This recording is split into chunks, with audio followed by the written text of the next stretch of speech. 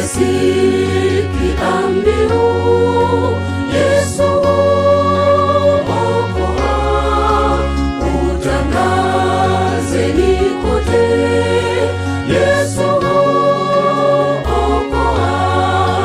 tiini amri hiyo, nchini baharini, enezeni mbiu hii, Yesu okoa. Mpendwa mtazamaji wa Hope Channel Tanzania na Mahubiri TV, ni kukaribisha kwenye kipindi chetu kizuri, kipindi cha Na Tuombe. Kwenye kipindi hiki tunapata elimu ya kiroho, elimu ya kimungu, lakini pia tunakuwa na wasaa wa kutuma jumbe za shuhuda, kile ambacho Mungu amekutendea, lakini pia na maombi ili tuweze kuomba pamoja. Namba yetu ambayo inatumika ni 0755 932 283. Narudia tena 0755 932 283. Unaweza ukatuma ujumbe wako moja kwa moja, ujumbe wa maombi au ushuhuda, na kwa kadri tunavyopata nafasi tunaweza tukasoma zile jumbe zenu na zile shuhuda mbalimbali ambazo mmezituma. Sasa nianze kwa kusema mambo yafuatayo. Pia tunaanza mkutano wetu mkubwa wa DANET event tarehe 10 mwezi wa 5 mwaka 2025. Kwa hiyo vipindi vyetu vya kila Jumatano masaa kama haya tutavisitisha mpaka ule mkutano utakapoisha. Ina maana kwamba leo ni kipindi cha mwisho kwa mwezi huu, ili itakapofuatia baada sasa ya DANET event kupita, ndipo tutaanza kuangalia vipindi vitakavyofuata. Kumbuka katika somo letu la mwisho tuliangalia aina 2 za kupambana kiroho, sehemu ya kwanza. Leo tunaingia sehemu ya pili, na nimesema kwamba kwa mara ya kwanza kabisa nikaona komenti ya mtu ambaye anasema mimi sijaelewa kabisa, na kwa sababu ya mtu huyu nitarudia kuelezea kwa kifupi kile ambacho tulikijadili katika Jumatano iliyopita, sehemu ya kwanza ya aina 2 za kupambana kiroho, alafu ndipo niingie sehemu ya pili. Nilisema ya kwamba katika aina hizi 2 za kupambana kiroho, sehemu ya kwanza ni kupigana kwa ajili ya ushindi. Kupigana kwa ajili ya ushindi. Sasa kwa nini hata baadhi ya watu wanaona kama vile somo lilopita hawajaelewa vizuri? Ni kwa sababu hii ndio aina tulioizoea na ndio ambayo tunaitumia sana katika vita ya kiroho. Yaani unapigana ili ushinde, unapambana ili uweze kumshinda shetani, unapambana ili uweze kumng'oa katika familia yako, unapambana ili uweze kumng'oa katika biashara yako. Hii ndio tulioizoea, na hii staili ina mateso mengi sana, ina msongo mwingi sana, kwa sababu unapambana ili ushinde, ina kujipanga kwingi sana, ina mbinu ambazo tunazitumia za kibinadamu nyingi sana. Lakini kwa vile imejaa msongo mwingi, kuna baadhi ya watu wanajikuta wanaishia njiani, hawafiki. Ndio wengi ambao wanajiuliza, mbona nimeomba lakini bado wachawi wame? Mbona nimeomba lakini bado biashara yangu inaporomoka? Mbona nimeomba lakini bado? Hayo maswali yanaibuka kwa sababu ya njia ya kwanza ambayo ndiyo tulioizoea. Ingekuwa kwamba tunatumia katika lugha za kawaida, tungesema ni njia ya kitamaduni au traditional method. Hii ndio imezoeleka sana. Kila muumini unayemwona anapambana ili ashinde, anapambana ili ashinde. Kwa hiyo sehemu ya kwanza imekuwa hivyo. Ni kusomea kidogo slide ambayo tuliitumia siku ile ya kwanza kutafsiri maana ya njia ya kwanza ya kupambana kwa ajili ya ushindi, ambao kweli si salama sana, na utashangaa kwa nini si salama. Sikiliza vizuri. Kupigana kwa ajili ya ushindi ni wazo la kiroho linaloeleza hali ya muumini ambaye anahangaika ili kupata ushindi. Badala ya kupigana akiwa tayari ana ushindi ndani ya Kristo, ni mtazamo wa maisha ya Kikristo unaoegemea kwenye juhudi binafsi, hofu au matendo ya kujitahidi kumpendeza Mungu.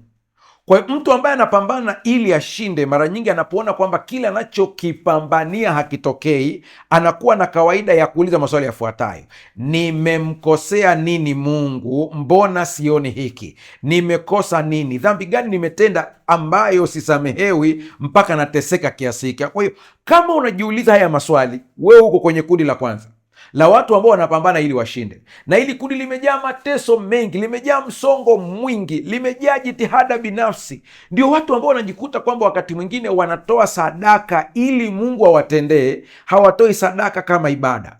Nikasema kwamba ni kweli matoleo yana baraka zake, lakini Mungu hahongwi. Mtu ambaye anatumia hii mbinu ya kwanza ni mtu ambaye anajitazama ye binafsi ili kupata ushindi. Kwa hiyo hata kama akifunga, anafunga kwa jitihada binafsi ili kupata ushindi, bila kujua kwamba kufunga hakumsababishi Mungu atujibu maombi yetu, ila kunatuweka sisi sawa ili tupelekane na Mungu katika ulimwengu wa kiroho. Naongea zaidi tena ili tuweze kuelewana. Sehemu ya kwanza ya kupambana ili ushinde imejaa jitihada binafsi. Unapambana huku ukiwa na woga, japo unajidai jasiri. Unakemea huku ukiwa ni mwoga ndani, japo kwa nje unataka uonekane kwamba wewe ni jasiri, lakini ndani una mashaka. Unapoona umewekewa kwa mfano vitu vya kishirikina, naongelea katika muktadha wa Kiafrika zaidi, unakuta umewekewa vitu vya kishirikina kwenye biashara yako. Umekuta labda wameandika, wamechora michoro fulani, wameweka tuseme labda hirizi. Unakemea kwa jina la Yesu, lakini ndani unawoga. Huyu ni mtu ambaye anapambana ili ashinde. Ina maana anamuona adui akiwa amejipanga dhidi yake, na anaona kwamba kama hataongeza jitihada, adui atamshinda. Mtoto wako umeomba kwamba aache pombe, lakini bado anaendelea kunywa pombe. Unawaza kama vile adui zako amekuweza. Kwa hiyo hata maombi yako unakuta ni maombi ya kulalamika. Mungu, mbona umeacha? Mbona mi nafanya hivi lakini unifanyii hivi? Na shetani ni mjanja sana, anatujua katika hili. Ndio sababu akituingiza kwenye matatizo, akituletea balaa na mikosi na changamoto, hataki tuendelee kumwona shetani kwamba ndiye tatizo. Anatugeuza, tunaanza kumlaumu Mungu ambaye hajaingilia kati. Kwa ndo zinakuja hizo kauli ya kwamba mbona nimeomba sana sijaona matokeo. Kwa hiyo kupigana ili ushinde ni kupambana ukitegemea jitihada zako, uwezo wako, masharti yako, kujizuia kwako ili uweze kumshinda shetani. Lakini kupigana ukiwa umesimama katika ushindi ni kupambana hali ukijua ndani ya moyo na kushawishiwa kabisa ya kwamba shetani alishindwa tayari. Kwa hiyo wewe unapambana ukiwa umesimama katika ushindi ambao Kristo Yesu alikupatia pale msalabani. Hiki ndicho ambacho tunaingia leo sehemu yake ya pili, ili uweze kukiona kwa kina na jinsi ambavyo kupambana ukiwa umesimama kwenye ushindi kunampatia Mkristo pumziko la kiroho. Hakai kizembe, anapambana lakini akiwa amepumzika, amerelax, kwa kuwa Kristo amemshindia tayari. Ni kushauri kwamba uingie YouTube ukaangalie somo langu ambalo nimefundisha kuhusiana na mada nzuri ya neno maneno ya Yesu ya imekwisha, kwamba alikuwa yana maana gani, maneno ya mwisho Yesu yenye nguvu kuliko yote. Utakaposikiliza ile somo litakusaidia kuunganisha na hii sehemu ya pili ambayo tunaigusa siku hii ya leo. Tuliangalia mfano kwamba Sauli alivyokuwa anapambana, alikuwa anapambana ili ashinde. Daudi alikuwa anapambana akiwa amesimama kwenye ushindi tayari. Kwa ni staili mbili tofauti za wapiganaji. Mmoja anapambana ili ashinde. Ndio maana Sauli alivyoona mambo yamemshinda, hayaendi sawasawa, akaenda kwa wachawi. Ndivyo Wakristo wengi walivyo leo. Anapoona ameomba sana, hakuna matokeo, hapati mtoto, haoni chochote, anageuka kwa waganga. Kwa kuwa staili yake ya kupambana, alikuwa anapambana ili ashinde, lakini alikuwa hapambani akiwa amesimama katika ushindi. Hiki natamani kila mmoja aweze kukielewa vizuri, na sehemu ya pili ambayo tunaingia sasa, isikilize kwa makini ili ujue kwamba unapambanaje ukiwa umesimama kwenye ushindi, na utaona matokeo makubwa sana katika maisha yako. Hebu tumwombe Mungu kabla ya kuingia sehemu ya pili, kwa kuwa ni nyeti sana. Baba yetu na Mungu mtakatifu, ninakushukuru kwa neema na upendo wako. Tunapokwenda sehemu ya pili ya somo hili, naomba mtazamaji, msikilizaji, ukapate kugusa akili zake, neno hili likaingie na kuonyesha matokeo katika maisha ya kila siku. Kwa jina la Kristo Yesu tumeomba na kuamini, amen. Nataka nikupe mfano ufuatao, au tusome kwanza alafu nitakupatia mfano ili uweze kuelewa vizuri. Sikia, kupigana kutoka kwenye ushindi ndio sehemu ya pili ya somo ambalo tunamalizia siku hii ya leo. Kupigana kutoka kwenye ushindi ni kanuni ya kiroho yenye nguvu inayomaanisha kuwa sisi hatupigani ili tupate ushindi dhidi ya dhambi, shetani na mawakala wake au vita vya kiroho, bali tunapigana tukiwa tumesimama katika nafasi ya ushindi uliokwisha patikana kupitia Yesu Kristo. Tunaishi, tunaomba na tunasimama imara tukijua kwamba Yesu ameshinda tayari kwa ajili yetu kupitia msalaba na kufufuka kwake. Tofauti na ile nyingine, una jitihada binafsi, mikakati binafsi ili kuweza kushinda. Lile kundi la kwanza ndio utakuta mtu anaweza akaogopa kula chakula, maana anaogopa kuwekewa kitu fulani, anaogopa wachawi watamfanyia kitu hiki. Ni kundi la kwanza, anapigana ili ashinde. Kundi la pili ambaye anapigana akiwa amesimama kwenye ushindi, anashika kanuni ya kwamba mtakula vitu vya kufisha wala havitawadhuru.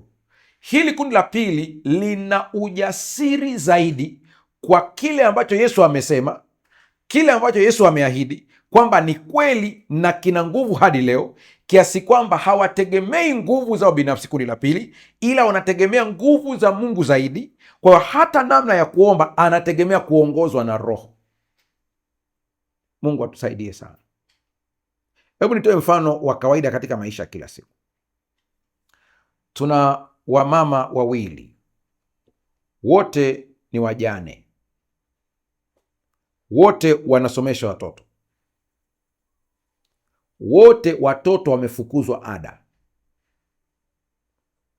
Mmoja inabidi akapambane kufanya vibarua na kuomba watu ili wamuunge mkono aweze kulipa ada ya mtoto wake. Kwa hiyo utamkuta yuko bize kufanya kazi kwa bidii, yuko bize kufanya vibarua, yuko bize kutafuta watu wamsaidie, yuko bize. Huyu wa kwanza. Huyu wa kwanza ni anawakilisha Mkristo ambaye anapigana ili ashinde.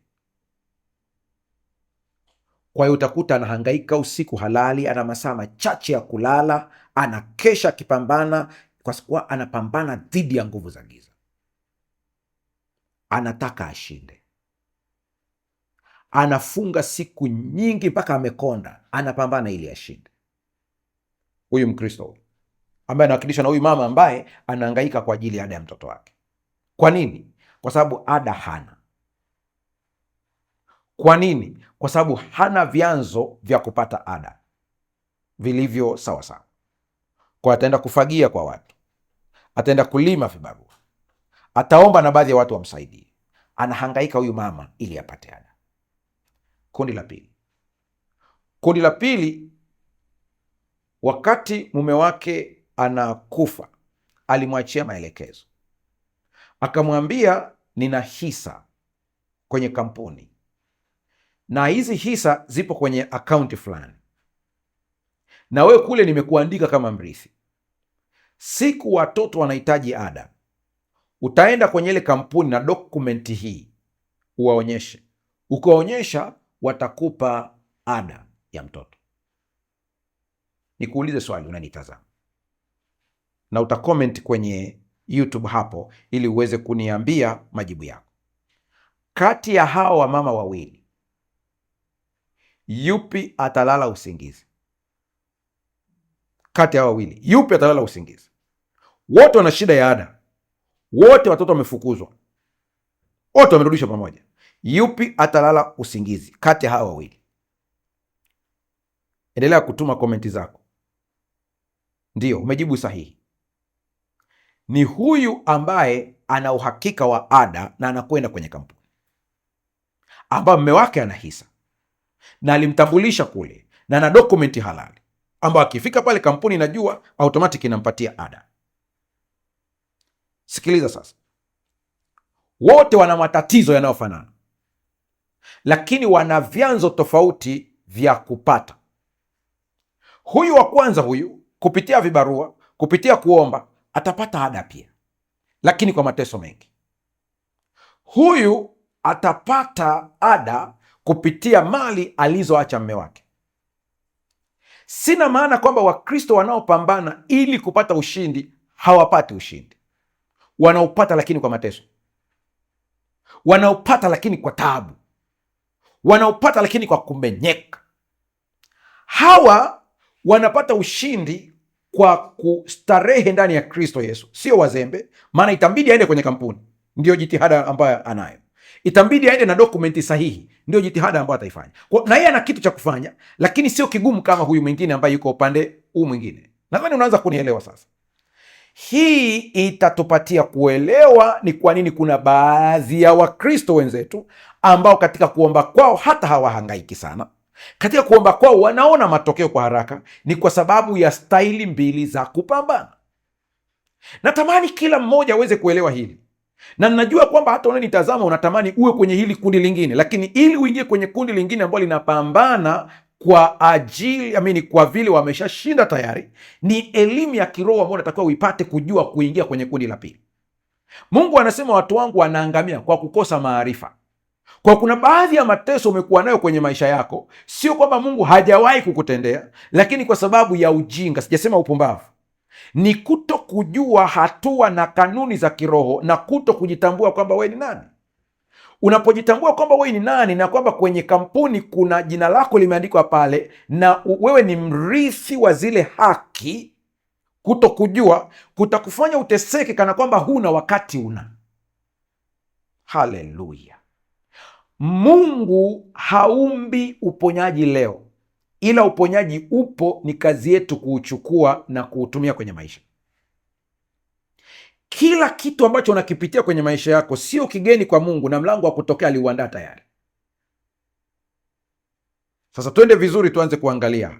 Narudi tena, nilikusomea kwenye hiyo slide yako, turudi tusome hii slide tena kwa kina, na wewe fuatilia kwenye skrini yako, na yule ambaye unafuatilia kwa njia ya redio nitakusomea uweze kusikia vizuri. Kupigana kutoka kwenye ushindi, maana yake ni nini?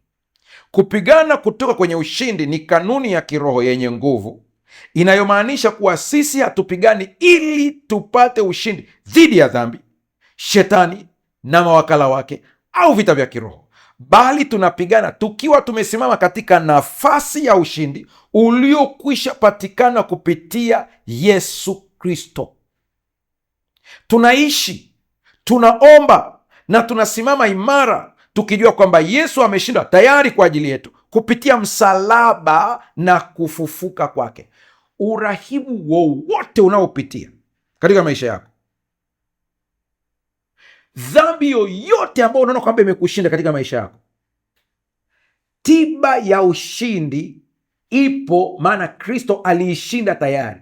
Ni wewe tu kwenda kuamini kwanza ya kwamba amekushindia tayari na kubonyeza katika namba sahihi ili ule ushindi utoke ufanye kuwa wako. Na nyamaza kidogo ili iingie ndani ya akili yako uweze kuitafakari vizuri. Kupigana kutoka kwenye ushindi ni kuishi kwa kuelewa kwamba ushindi tayari umeshapatikana kwetu kupitia Kristo. Hii sio ushindi ambao tunahitaji kushinda, ni ushindi tunahitaji kuishi ndani yake na kuufanyia kazi. Mtindo huu unasisitiza mapumziko, imani na kutegemea kazi ya Kristo ambayo tayari imeshatufungulia ushindi.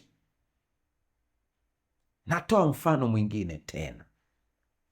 Ni sawa na askari ambao wanakwenda vitani na wanakuta sehemu ambayo wanakwenda kupigana, adui amejenga ngome ambayo hawawezi kupenya, na adui huyu akiwa mle ndani kwenye ngome yake anaweza kurusha makombora na kuwashambulia hawa, na wanajikuta kama wamezidiwa. Ndipo kwa ghafla anajitokeza mtu kutokea jeshi hili, anawaambia, mnahitaji kuingia kwenye hiyo ngome muangushe hao? Wanasema ndio, hao ni maadui zetu. Ndipo anaambia, tulieni, nina kifaa ambacho nikikirusha kiingie mpaka kule ndani, kinamwaga sumu ambayo inafanya adui walale usingizi. nina kifaa cha pili ambacho nikikitega kwenye ngome yao inaanguka. Kwa ninaanza na cha kwanza, ninarusha kifaa kiingie ndani kule walipo, na kikirusha kile kifaa, adui wote wanalala usingizi. Sijasema wamekufa, no, wamelala usingizi. Anarusha kifaa cha pili, anaangusha ngome hapa, inaanguka. Hawa kazi yao ni nini? Ngome imeanguka, adui wamelala usingizi. Kazi yao ni nini?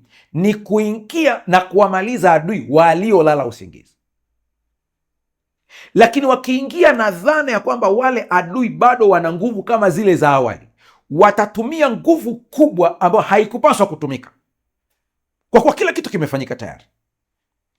Kupitia kifo cha Yesu, nianze na maisha ya kwanza. Kupitia maisha ya Yesu Kristo yote aliyoishi, alivunja nguvu za giza zote kwa aina zake unavyoweza kuzijua wewe. Kupitia kifo chake akavunja nguvu za mauti za Shetani. Kupitia ufufuo wake akamnyang'anya funguo Lusifa na majeshi yake yote. Kwa majeshi yake yote unavyoyaona na vitendo ambavyo wanavifanya vyote, wameparalyze, wako chini, wanaburuta tu miguu, ila ni wazuri wa propaganda. Wanajua kupiga kelele, wanajua kueleza, wanajua kufoka, kiasi kwamba wewe unadhani kwamba wamekushinda kwa kuwa kijana wako ameingia kwenye madawa ya kulevya. Unadhani kwamba wamekushinda kwa kuwa kijana wako au mtoto wako sasa hivi ana changamoto ya ndoa. Unajua wamekushinda kwa sababu mume wako anakusumbua. Unajua wamekushinda kwa sababu umeambiwa una saratani. Unajua wamekushinda kwa sababu kuna ndugu yako au nani au mwenyewe umepagawa na pepo wabaya. Si kweli, hawaja kushinda.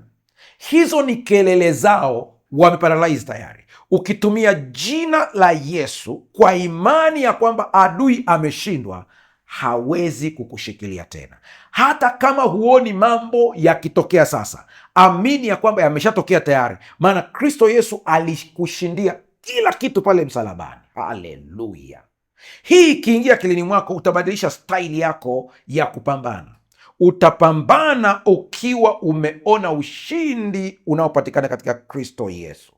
Kumbuka nimekuambia, adui hajafa ila amelala usingizi. Adui hajafa ila ameparalyze. Najua kuna mtu ananitazama anasema, lakini mchungaji, mbona Biblia imetuonya kwamba tukeshe na kuomba? Neno kukesha na kuomba ni kuwatch, kuwa macho. Maana yake ni nini? Aliye paralyze ukiwa karibu naye anaweza kushika kisu akakuchoma pia. Kuwa macho. Anaposema iweni macho, usikimbilie tu kumkuza shetani ukasahau Kristo alichokifanya. Biblia inasema mshitaki wenu kama simba angurumai, akizunguka akitafuta mtu ammeze. Andiko halisemi akitafuta mtu amrarue amtafune. Hapana. Kwa nini? Hana meno. Yesu alishamalizana naye tayari. Tuendelee kidogo, huenda tutapata kuelewa zaidi maana ya kupigana ukiwa umesimama katika ushindi. Sifa muhimu za kupigana kutoka kwenye ushindi. Kutoka kwenye ushindi, sio ili ushinde. Kwa lugha nyingine, ukiwa umesimama kwenye ushindi ambao amekupatia Kristo Yesu. Sifa muhimu ni zipi? Moja, ni mapumziko katika kazi iliyokamilika ya Kristo. Ni kupumzika ukitegemea matendo mema ya Yesu. Ni kupumzika ukitegemea Kristo alichokufanyia kwamba ni chako kwa njia ya imani. Kiukweli, hii ndiyo maana halisi ya Sabato, ambao Wayahudi walishindwa kuielewa na Wakristo walio pia wanashindwa kuielewa, kwamba maana yake, maana ya kwanza muhimu ya Sabato ilikuwa ni kukumbuka uumbaji, kwamba Mungu ndiye muumbaji. Ndiyo maana ya kwanza muhimu kabisa. Kwa maana kwa siku 6 Bwana alifanya mbingu na nchi na bahari na vyote vilivyomo, akastarehe siku ya 7. Kwa hiyo Bwana akaibarikia siku ya Sabato akaitakasa. Kwa sababu ya kwanza kabisa ni kutangaza ya kwamba Mungu ni muumbaji. Sababu ya pili ni kutangaza kwamba kupitia Kristo Yesu sisi tunaingia katika pumziko, yani Sabato. Pumziko la kiroho. Pumziko ya kwamba leo kupitia Kristo Yesu mimi nimewekwa huru dhidi ya nguvu za giza kupitia Kristo Yesu. Sifanyi jitihada tena kama hapo awali za kutafuta ushindi, kwa vile amenishindia tayari. Ndio maana akajitangaza kwamba yeye ndiye Bwana wa Sabato. Maana ya tatu ya Sabato ni kwamba baada ya haya yote tutaingia mbinguni katika pumziko. Ndio maana anasema kama Yoshua angaliwapa raha, asingalisema siku nyingine baadaye, basi imesalia raha ya Sabato kwa watu wa Mungu. Pale anaongelea habari ya mwishoni, tutaingia kwenye pumziko. Kwa hiyo inabeba vitu vitatu: uumbaji, pumziko katika Kristo Yesu na pumziko la baadaye. Mungu atusaidie tuweze kubeba haya vizuri. Sifa ya kwanza ya watu ambao wanapigana wakiwa wamesimama kwenye ushindi, wanapumzika. Ni pumziko katika kazi iliyokamilika ya Kristo Yesu.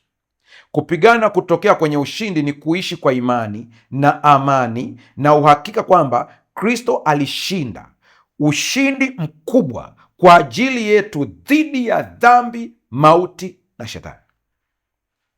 Kwa vyote hivi Kristo ameshinda. Hakuna dhambi ambayo Kristo hajashinda. Ndio sababu unapompokea Yesu Kristo kuwa Bwana na Mwokozi wa maisha yako, unahesabiwa haki straight pale pale. Imani yako tu inakuwa ni haki. Namba 2, unapewa zawadi ya Roho Mtakatifu, ambaye huyu anakushindia na kukufundisha kila siku. Anakufundisha namna ya kushinda dhambi kila siku, anakufundisha namna ya kushinda dhambi. Hatuachi kutenda dhambi ili tuingie mbinguni, no. Tunaacha kutenda dhambi kwa vile sisi ni raia wa mbinguni na tumebadilishwa status, na Roho Mtakatifu anatufundisha maisha yale ya mbinguni. Mungu atusaidie. Sikia, sifa ya pili ya watu ambao wanapambana wakiwa wamesimama kwenye ushindi ni imani katika ahadi za Mungu. Hiyo ndio sifa ya pili. Sifa ya kwanza ni mapumziko katika kazi iliyokamilika ya Kristo Yesu. Sifa ya pili ni imani katika ahadi za Mungu. Izingatie sana hii. Kwenye kile kitabu ambacho umeona kitangazwa hapo mwanzoni kabla tujaanza kipindi cha ahadi za Mungu kwangu, ambacho nimekiandika sasa hivi, ndio kina trend tuseme hapa sasa hivi duniani. Kile kitabu nimejaribu kuonyesha kila muumini aone ahadi za Mungu ndani yake na namna ya kuzidai, kwa sababu huwezi kudai kitu usichokijua. Ahadi zote ambazo tumepewa ni zetu kwa njia ya imani, na katika ulimwengu wa kiroho unapohitaji ahadi ya uponyaji, huku unaenda na kudai ahadi ya uchumi, unachanganya mambo. Uponyaji na uchumi ni vitu vile tofauti. Unaweza ukawa na pesa lakini una magonjwa, kwa usije ukachanganya mafaili hapa. Kwa hiyo inatakiwa uelewe ya kwamba nahitaji nidai ahadi ya uponyaji. Ahadi ya uponyaji, kwenye package ya uponyaji, katika ahadi ya uponyaji ndipo ndani yake njia iliyo sahihi ambayo Mungu ameichagua kwamba ndio uponyaji wako. Kama inahitaji pesa ili uweze kutibiwa, atakupatia baraka ya fedha ambayo imekuja kwa lengo la uponyaji ndani ya ahadi ya uponyaji. Ikiwa wewe unaumwa alafu unadai ahadi ya uchumi, unaweza ukapata fedha lakini hujapata uponyaji, kwa sababu fedha haziji na package ya uponyaji. Imeze hiyo vizuri na kuitafakari. Angalia sasa. Kwa hiyo sifa ya pili ya watu ambao wanapambana wakiwa wamesimama kwenye ushindi ni imani katika ahadi za Mungu. Anaamini kila ahadi ya kwamba ni ya kwake. Wale wanaopigana kutoka kwenye ushindi wanajua kuwa ahadi za Mungu ni za kweli na hazishindwi kamwe. Wanajua kuwa tayari sisi ni washindi. Sio tutashinda, tumeshinda kwa imani. Tunasubiria kuona kwa damu na nyama, kwa macho haya, lakini kwa macho ya rohoni sisi ni washindi tayari. Haleluya! Mungu akusaidie uweze kulielewa hii. Warumi 8:37 anasema, lakini katika mambo haya yote tunashinda. Angalia sentensi, tunashinda na zaidi ya kushinda kwa yeye aliyetupenda. Hili andiko ni zito kweli kweli. Tunashinda. Kwa chochote unachokipitia unashinda. Unapambana na kitu gani katika maisha yako? Unashinda.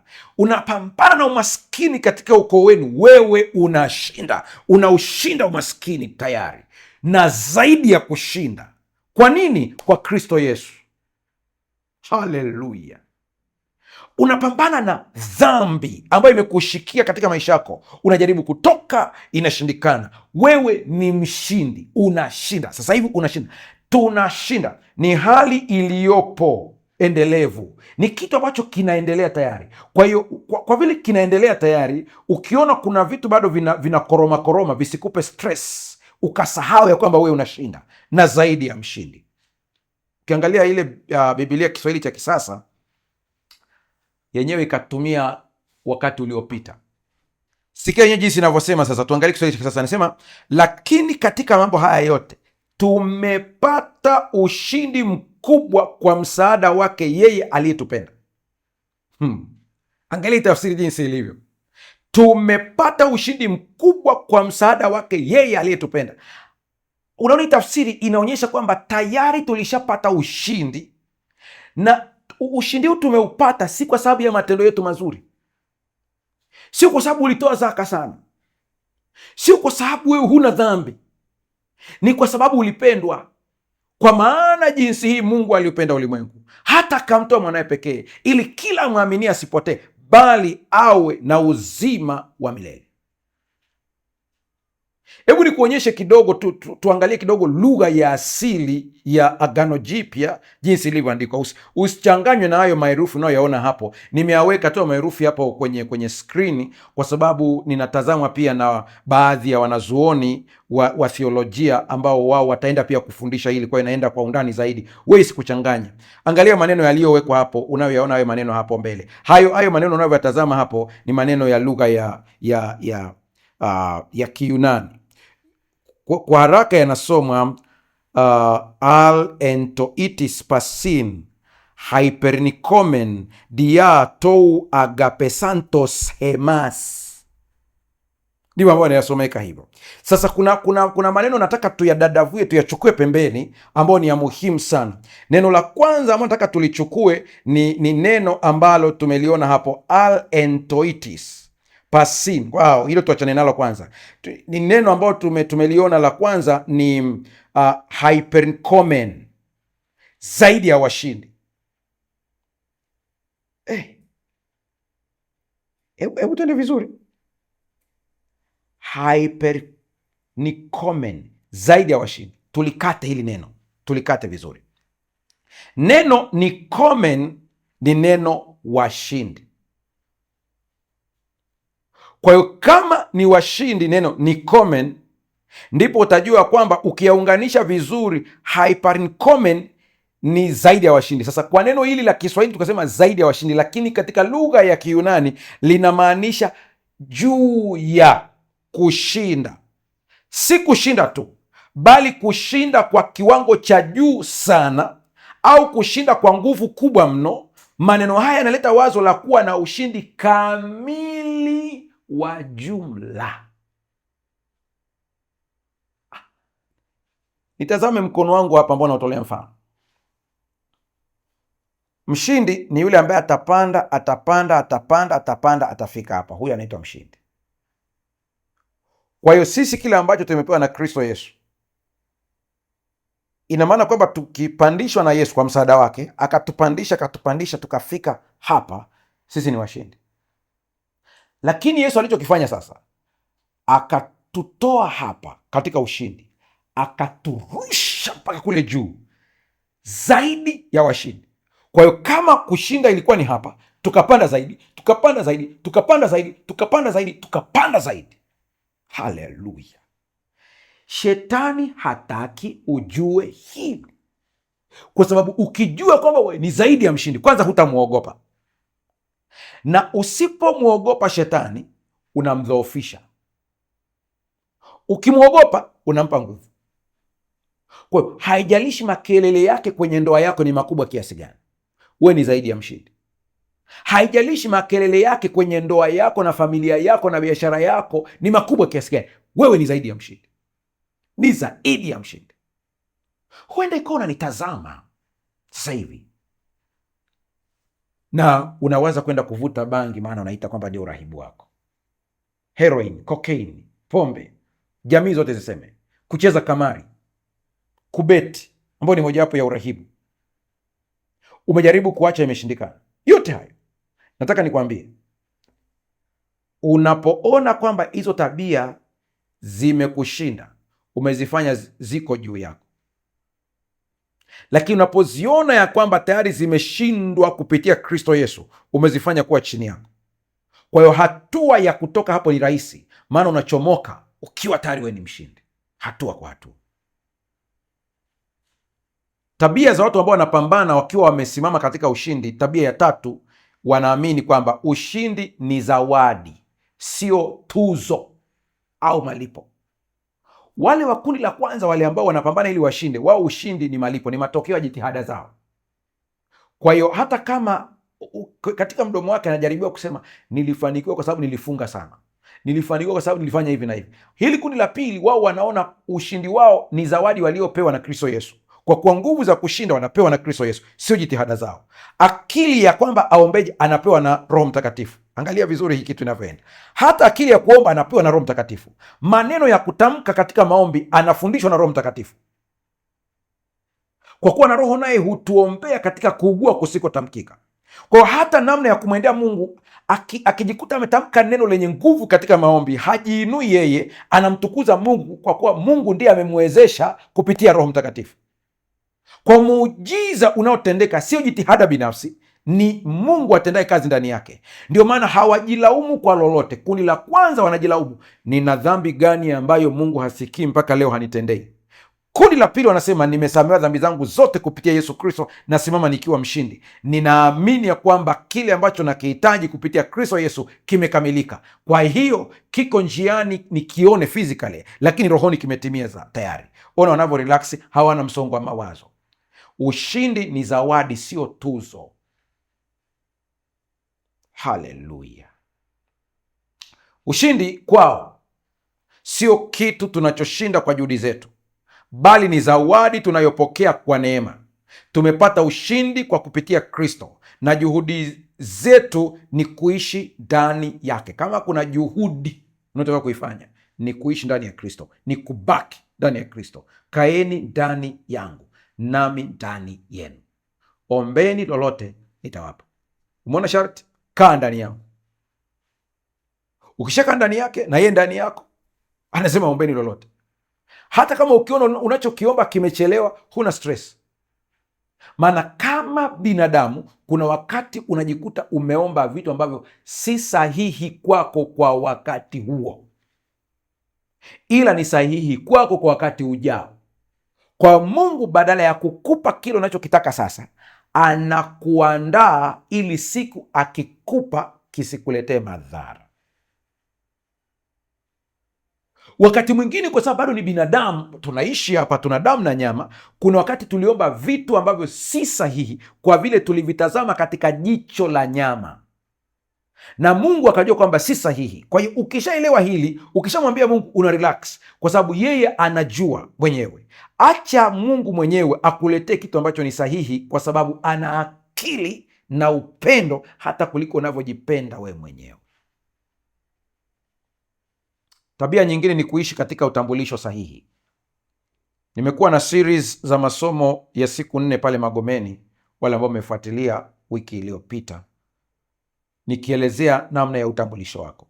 Watu wengi wanafeli hapa katika utambulisho.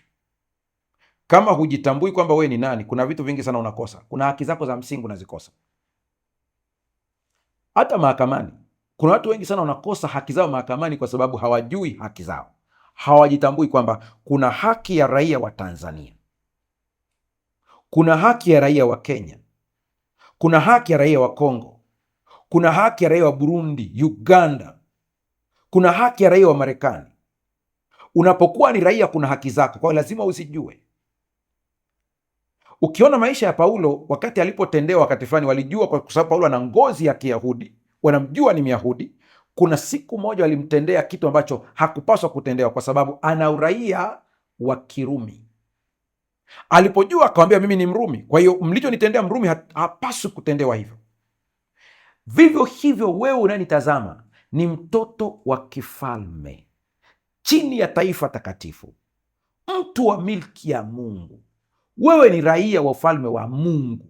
Kuna vitu ambavyo ni haki yako.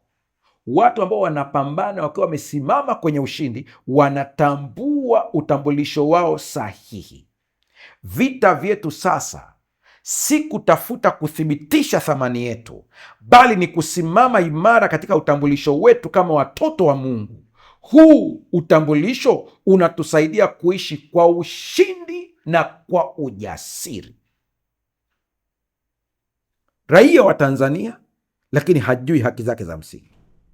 Kwa kuna saa anapambana ili kupata haki badala ya kusimamia haki yake.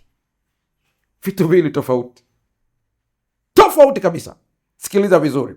Kwenye kitabu cha Yohana wa kwanza sura ya 4 fungu la 4, Biblia inasema, ninyi watoto wadogo mwatokana na Mungu, nanyi mmewashinda, kwa sababu yeye aliye ndani yenu ni mkuu kuliko yeye aliye katika dunia. Hili andiko likupe ujasiri, likupe uelewa, ili uweze kuelewa kwamba wewe ni mtoto wa Mungu. Sikiliza, ninyi watoto wadogo mwatokana na Mungu. Kitendo cha wewe kuwa chanzo chako ni Mungu, anakuambia tayari umewashinda mawakala wote ambao chanzo chao ni kwingine. Sasa unasema, mchungaji, kwani shetani aliwahi kuumba mtu? Sikiliza vizuri. Anaposema mwatokana na Mungu ni kwa sababu zifuatazo. Kwa uumbaji sisi wote tumeumbwa na Mungu wote, lakini hapo katikati tulikabidhi ubini wetu ukaenda kwa mwingine, kwa sababu wazazi wetu wa kwanza Adamu na Hawa walikula tunda wakatukabidhi kwa utawala mwingine. Anapokuja Kristo Yesu anatukomboa kutoka kwenye huo utawala mwingine. Ndiyo maana anapoongea na Nikodemu kuhusu ubatizo wa kuzamishwa ndani ya maji, Yesu anamwambia Nikodemu, kilichozaliwa kwa mwili ni mwili na kilichozaliwa kwa roho ni roho.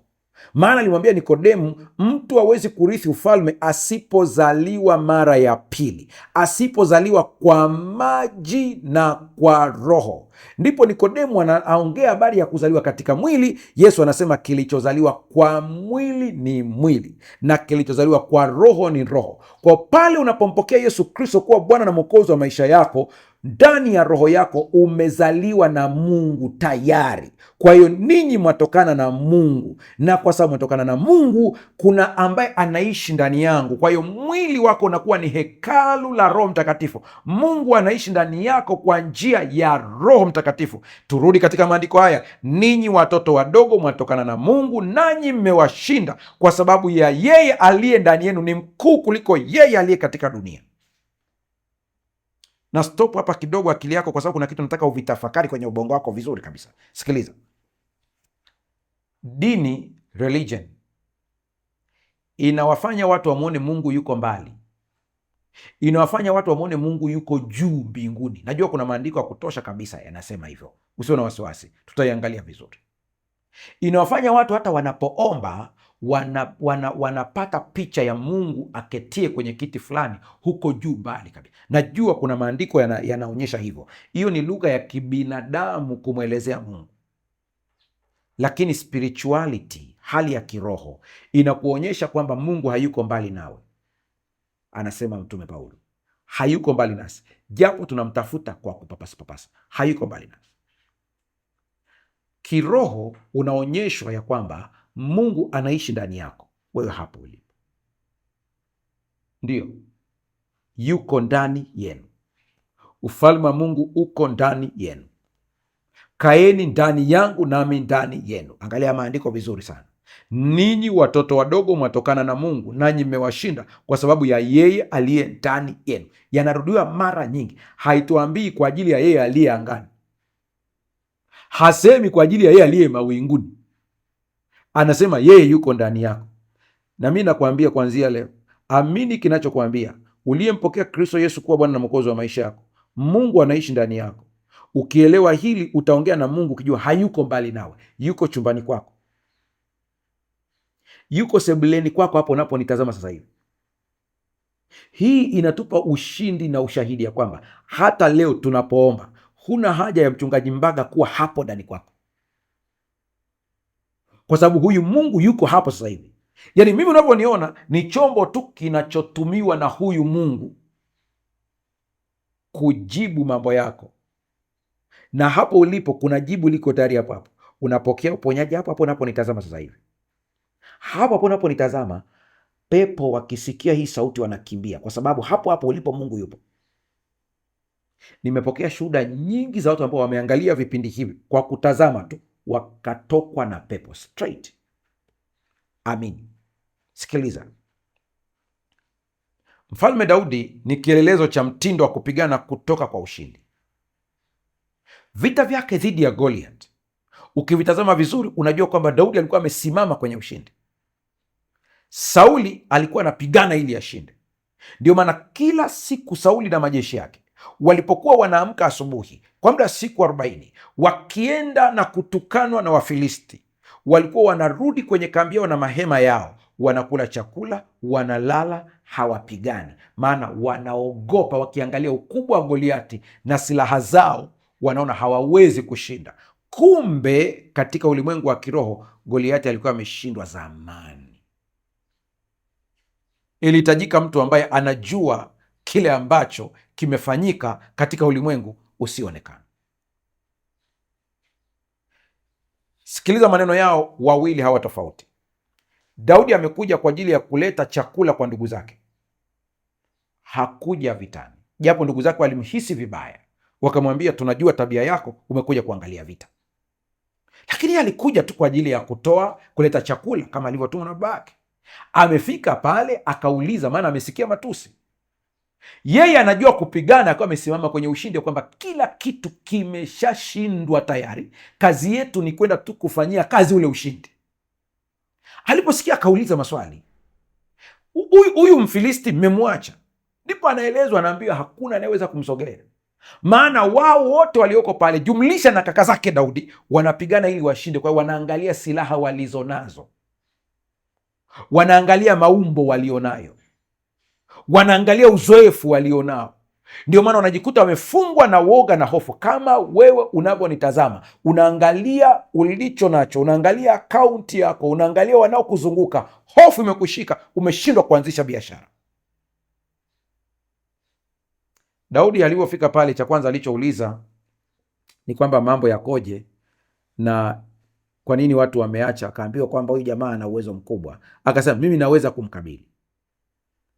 Daudi kwa umbo ni mdogo, sio mdogo kwa Goliati tu, ni mdogo kwa Sauli, ni mdogo kwa kaka zake, kwa umbo na kwa umri, lakini nasema mimi namuweza huyu.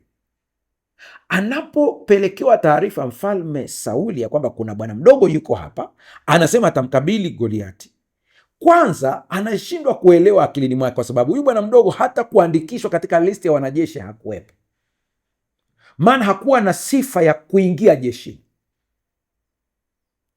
Lakini afanyeje? Ametokea mtu ambaye ni jasiri na wote wanaogopa, hawezi kumkatisha tamaa direct, japo anamkatisha tamaa kwa maneno. Anamwambia wewe ni mdogo, na huyu ambao unapambana naye ana uzoefu mkubwa wa vita kuliko wewe. Ndipo Daudi anamsimulia, maana yeye anajua kwamba kila vita iliyotokea tayari imeshindwa tayari. Katika ulimwengu wa kiroho tunakuja tu kuiona manifestations, tunaiona kimwili tayari, kama tutakubali kwenda kukamilisha imani yetu. Ndipo anampa stori za dubu. Dubu ni mkubwa sana. Wanaojua dubu wanaelewa ukubwa wa dubu. Dubu ni mkubwa, ni mkubwa kuliko simba kwa umbo.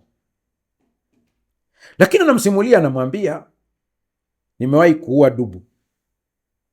Anasimulia kwa ushindi kabisa, akijua ameshawahi kuua. Lakini cha pili anasema nimewahi kuua simba peke yake, peke yake. Na anakiri kabisa kwamba hata wakati mwingine nimewahi kuwanyang'anya simba mwanakondoo katika mdomo akiwa ameshika ndevu zake. Hiki sio kitu cha kawaida. Kwa kuwa yeye anapomtazama simba hamwoni kama simba, anamtazama kama simba aliyeshindwa tayari. Niliwahi kuona Wamasai, ile video huenda na umeshaiona, ambao walimfukuza simba akiwa ana mawindo yake. Walienda kwa ujasiri. Unajua, ukimtazama twiga na simba, twiga ni mkubwa, lakini kinachofanya twiga akimbie ni kwa sababu akimwona simba akili yake imemwona adui anayemla nyama, na kinachofanya simba amshinde twiga ni kwa sababu simba akimwona twiga anachoona ni kwamba ni chakula changu na nimekishinda tayari. Tatizo ni mtazamo wako. When you change the way you look at things, things you look at will change. Unapobadilisha namna unavyovitazama vitu, vitu unavyovitazama vitabadilika. Kwa ni kitu kile kile, lakini mtazamo wako unabadilisha kila kitu. Mimi sijui unapitia kitu gani. Ushindi ni hakika kupitia Yesu Kristo, maana ameshashinda tayari. Daudi aliamini katika imani ya agano. Imani ya agano. Angalia slide yako kwa haraka tunapokaribia kufunga. Angalia hapo kwenye skrini yako wa redio ninawasomea. Daudi alipokutana na Goliathi alisema, wewe unakuja kwangu kwa upanga, bali mimi nakuja kwako kwa jina la Bwana wa majeshi. Daudi hakupigana kuthibitisha uwezo wake, alipigana ili kuimarisha ushindi ambao alikuwa nao kupitia agano la Mungu.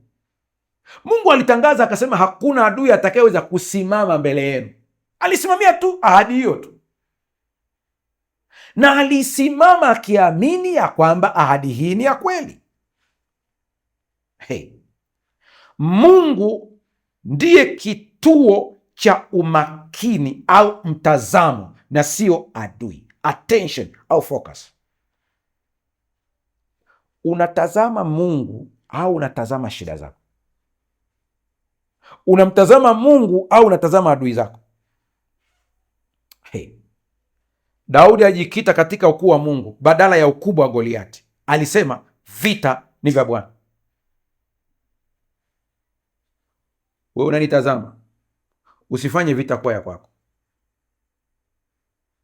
Usianze kusema watu wanakushambulia. Wameshambulia urithi wa Bwana. Wewe ni urithi wa Bwana. Bwana atapigana vita yake.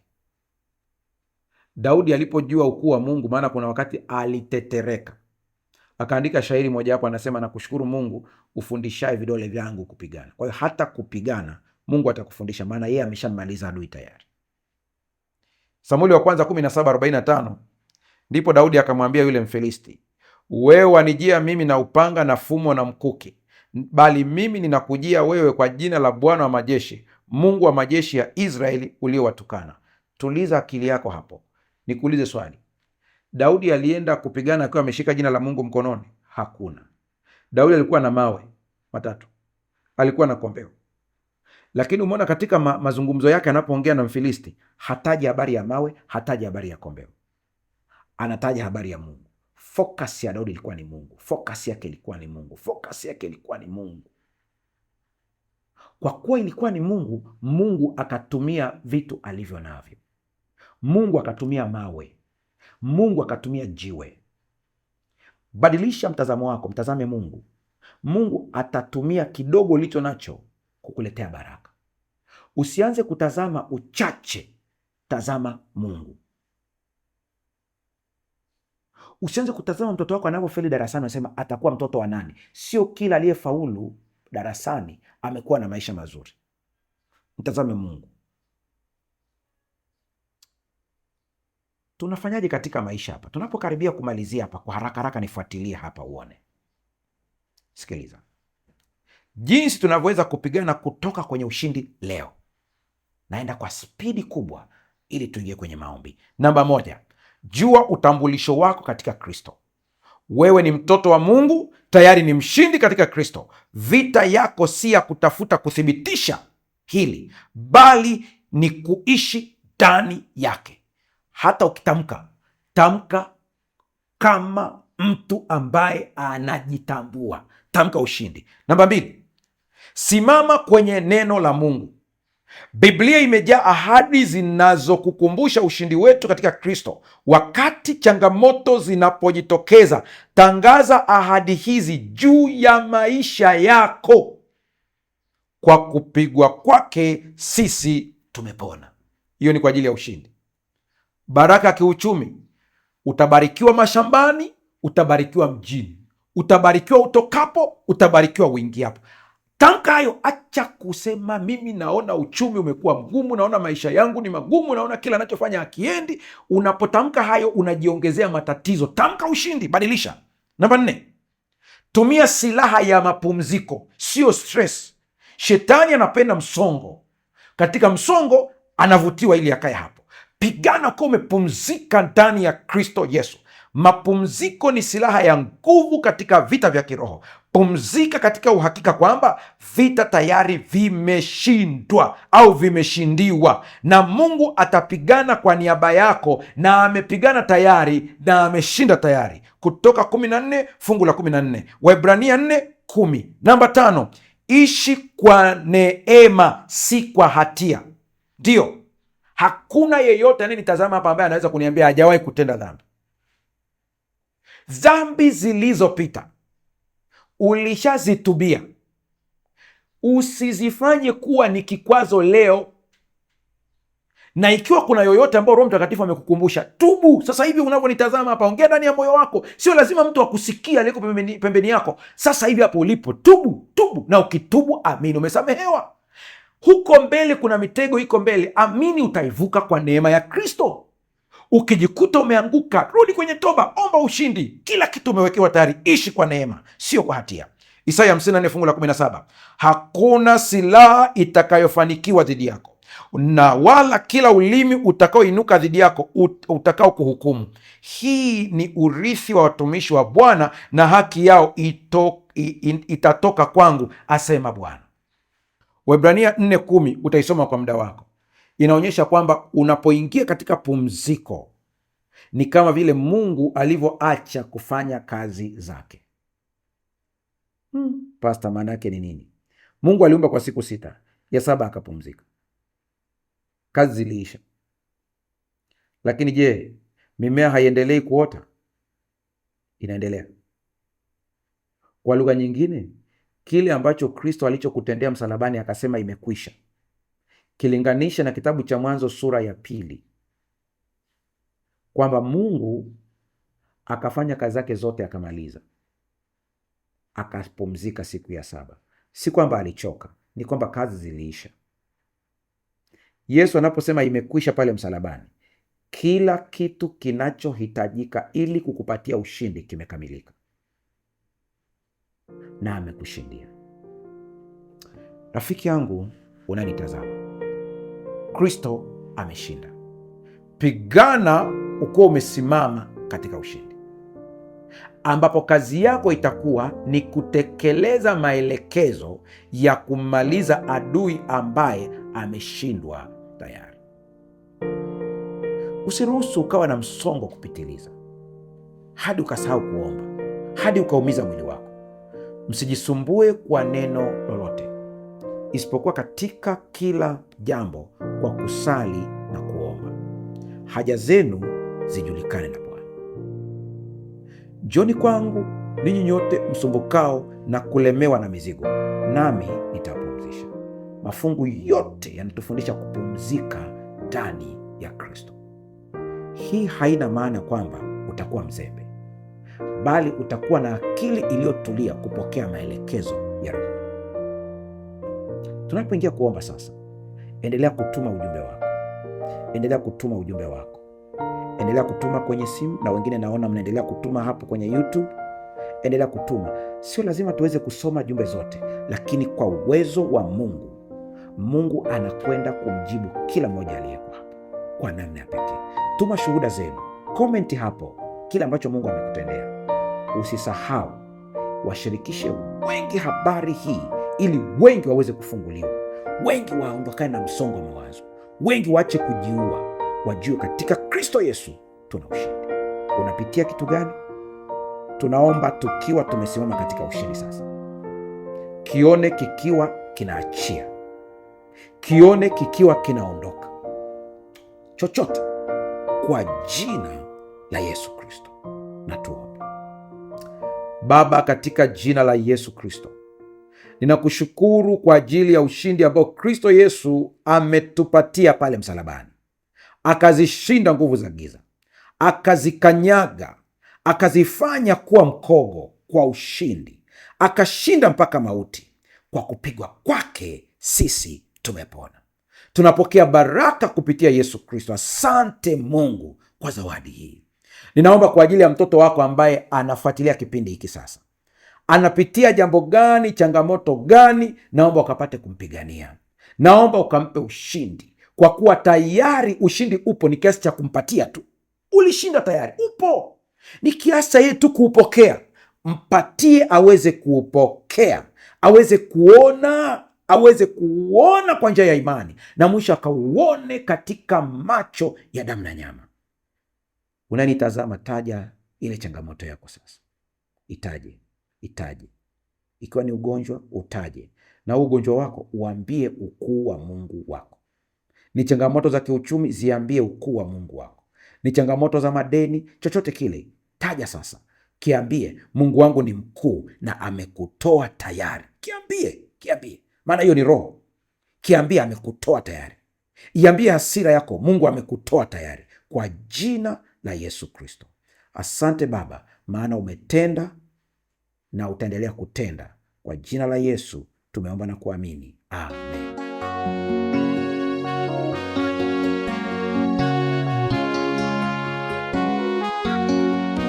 Tumesikia